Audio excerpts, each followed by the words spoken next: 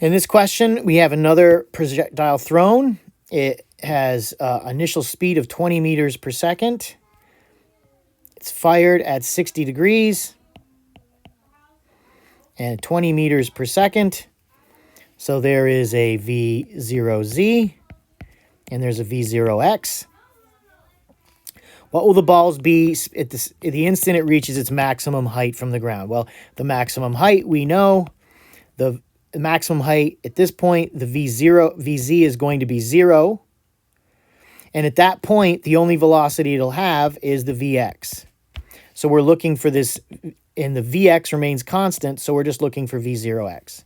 Adjacent side, opposite side, and this is the hypotenuse. So since we're looking for x, and we know the hypotenuse is cosine. So cosine 60 is adjacent over hypotenuse, which is V0x over V0. And so therefore V0x is V0 cosine 60. And when we do the math on that, we know our V0 is 20. Cosine of 60 is 0.5. So we have 10 meters per second. The only velocity it has will be due to the horizontal. So that's choice B. In this question, we probably recognize this picture as being the like the monkey and the hunter situation. But we need to study this more carefully. Launch a toy dart at a target. The dart is launched with initial speed V0 at theta 0 above the horizontal.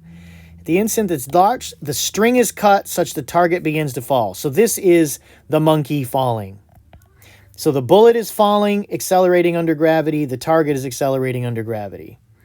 A positive horizontal is considered to the right, and that's negative in that dimension. And then this is positive in the vertical, and that's negative as you'd expect standard. So which graphs would represent the vertical component as a function of time for the dart and the target immediately after the dart is launched and the target begins to fall? So first of all, we've got this V0, and there's a vertical component, V0Z and V0X. We know this is going to remain constant, and V0Z is going to decrease to 0, then increase in the negative direction if it makes it to the top. The V0x will be constant. So that's what's going on with the projectile. The velocity of the target is going to start out V0z equals 0, and it's going to become minus 10, minus 20. So it's going to start at 0 and go downward. Its velocity time graph will look like that. So now we're just looking to see which graph matches. The dart starts, this one says it's got like a positive value, let's say positive 20, and it's going to decrease. Now it's going to decrease at a constant rate. If this is a VT graph, then the slope is the acceleration, and acceleration caused by gravity is minus 10, so it should be a negative slope going downward. Now, this graph says at time 0, it has a velocity, the same vertical velocity. And that's just simply not true. At V0 equals 0. It should be here. And it should go down like that. Starting at 0, and it's moving downward and increasing at a constant rate. So this question, this choice is out. This dart says the velocity starts at 0 of the dart. No, it actually has an initial, so this one is out. This one says the dart has a 0 velocity, and the target has a positive velocity. It's moving upward to start. Both of those reasons, that one's out. Choice D says it has a positive velocity for the dart, and it decreases. The target, it says, starts from rest and develops a negative velocity. And this one is the correct choice for those reasons. Number 8, we have a graph. So we'll do our Oy-Zerga analysis on it. We have our origin here where it belongs. Our y-axis is displacement, delta x. Our x-axis is time. So therefore, any questions that would ask us about the displacement or the time, we'll simply read off the graph. The gradient is delta x over delta t, which is going to be the velocity. So any questions about velocity we will determine from the slope.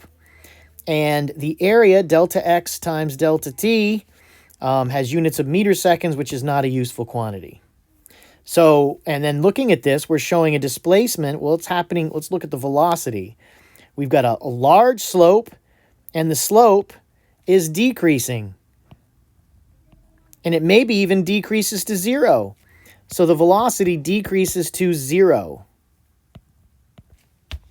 And of course, if this thing stayed in a horizontal line, it means its position or displacement is no longer changing. It's stopped. So to the question.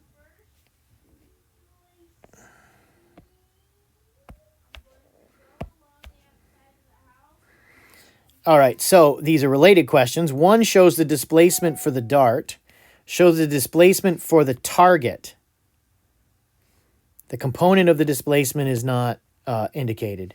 Which displacement component, horizontal or vertical, is represented by the graph for each object? All right, so this is showing, since the velocity is not constant, the slope is not, the slope's not constant, the velocity is not constant, there is acceleration. So therefore, this must be the vertical. That must be the vertical. Starting out very fast, decreasing to 0. So that makes sense. It was fast on the way up, and it's slowing, and it's slowing, and it's slowing until it reaches just about its top. That's at the top. And this one shows acceleration, the velocity, which is the slope, being 0, and it increasing. So it's telling us that's what's going on. Which displacement is represented by the graph for each object? For both of them, it's vertical because there's acceleration. For both, it's vertical because both of them indicate acceleration.